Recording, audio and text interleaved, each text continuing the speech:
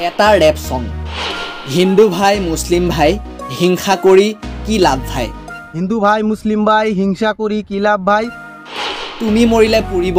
আগুনৰ ধোঁৱাটোহে উৰিব তুমি মৰিলে পুৰিব আগুনৰ ধোঁৱাটোহে উৰিব আমি মৰিলে কবৰত গৈ ৰাখিব আমি মৰিলে কবৰত লৈ কেনে ৰাখিব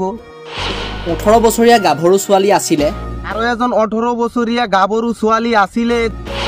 দেশৰ কাৰণে জীৱন দিছিলে দেশৰ কাৰণে জীৱন দিছিলে নামটো হল কনকলতা হেল্ল' বন্ধুসকল অসমৰ এজন যুৱক যিজন যুৱকে এটা ৰেপ সং ওলাইছে আৰু ৰেপ সংখনত বহুত জানিবলগীয়া আৰু শুনিবলগীয়া বহুত কথা আছে অসমৰ কাহিনী আৰু লগতে বীৰ কনকলতা তেওঁৰ বিষয়ে উল্লেখ আছে আৰু মহান কেইজনমান মানুহৰো উল্লেখ আছে আৰু অসমৰ ৰাইজৰ কাজিয়া সৃষ্টি নহয় কাৰণে এখন ৰেপ সং ওলাইছে খাজি পেলাই তেওঁৰ নামখন হৈছে ছফিউৰ ৰহমান আৰু তেওঁৰ ৰেপ সংখন আপোনালোকে শুনিলে নিচেই আপোনালোকে মনেৰে শুনিব আৰু ৰেপ সংটো বহুত ভাল লগা ৰেপ সং হয় আৰু বেছি দেৰি নকৰাকৈ ৰেপ সংখন আপোনালোকে শুনাই লৈ আহোঁ আৰু আপোনালোকে বেছি শ্বেয়াৰ কৰি দিব এটা ৰেপ সং হিন্দু ভাই মুসলিম ভাই হিংসা কৰি কি লাভ ভাই হিন্দু ভাই মুসলিম ভাই হিংসা কৰি কি লাভ ভাই তুমি মৰিলে পুৰিব আগুনৰ ধোঁৱাটোহে উৰিব তুমি মৰিলে পুৰিব আগুনৰ ধোঁৱাটোহে উৰিব আমি মৰিলে কবৰত গৈ ৰাখিব আমি মৰিলে কবৰত লৈ কেনে ৰাখিব 18 বছৰীয়া গাভৰু ছোৱালী আছিলে আৰু এজন 18 বছৰীয়া গাভৰু ছোৱালী আছিলে দেশৰ কাৰণে জীৱন দিছিলে দেশৰ কাৰণে জীৱন দিছিলে নামটো হল কনকলতা কাহিনীটো শুনিলে বুকুত লাগে ব্যথা তাৰ কাহিনীটো শুনিলে বুকুত লাগে ব্যথা দয়া কৰি হিন্দু মুছলিম ধৰ্মটো ভাগ কৰাৰ নকৰিব চেষ্টা তাই দয়া কৰি হিন্দু মুছলিম ধৰ্মটো ভাগ কৰাৰ নকৰিব চেষ্টা তেনেহলে শেষ হৈ যাব আমাৰ সোণাই গাঁৱৰ দেশটা তেনেহলে শেষ হৈ যাব আমাৰ এই সোণাইগাঁৱৰ দেশটা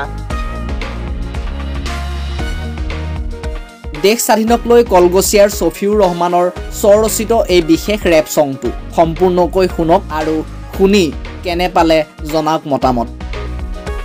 ভাৰতবৰ্ষ স্বাধীনৰ কথাটো শুনিলে বিষ হৈ যায় মোৰ মূৰটো অহিংসা পৰম ধৰ্ম হিন্দু আৰু মুছলিম বুজিয়ে নাপালো তাৰ মৰ্ম খালি কৰি থাকো কুকৰ্ম লৈ কেনে ব্যস্ত আকৌ যাৰ যাৰ ধৰ্ম আহাৰে মহাত্মা গান্ধী দেশ কৰি গৈছে শান্তি ইংৰাজৰ বেগ কৰি গৈছে হেক তাৰ হাতত আছিল নাটি মানুহ আছিল কাঠি পিন্ধি থাকছে ধুতি ভাৰতৰ নহল ক্ষতি তাৰ মাথাত নাছিল চুল কাম কৰা নাই ভুল হাতত আছিল খাতা বহুত আছিল মাতা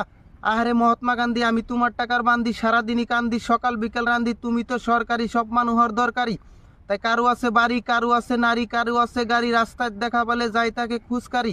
তাই মানুষ টকার নিচাত নপরিব আল্লাহর ভগবানক নবলিব সিহতে এক জনমৰ পাপ এক সেকেন্ডত কৰে মাপ আৰু এজন 18 বছৰীয়া গাভৰু ছোৱালী আছিলে দেশৰ কাৰণে জীৱন দিছিলে নামটো হল কনকলতা তাৰ কাহিনীটো শুনিলে বুকুত লাগে ব্যথা জাগাটোৰ নাম গহপুৰ থানা হিখিনিত যাই কিনে তাৰ জীৱনটো হল কণা গুলি কৰিছিল পুলিচে দেশটো স্বাধীন হৈছিল তাৰ পিছতে জ্যোতিপ্ৰসাদ আগৰৱালা গানটো গাইছিলে কনকলতা এইখিনি কথা কৈছিলে মাৰিম নয় মৰিম ইংৰাজত এই ভাৰতবৰ্ষৰ পৰা খেদিম তাই এতিয়া আমি এটা কথা চিন্তা কৰি আছো তাৰ ওপৰত কেইটামান কবিতা ৰচনা কৰি আছো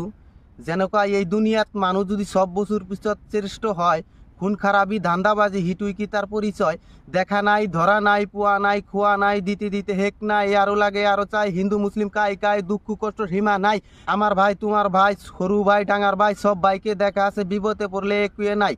হিন্দু ভাই মুসলিম ভাই হিংসা করি কি লাভ ভাই এই দুনিয়াত একুয়ে নাই মরি যাওয়াটু হত্য ভাই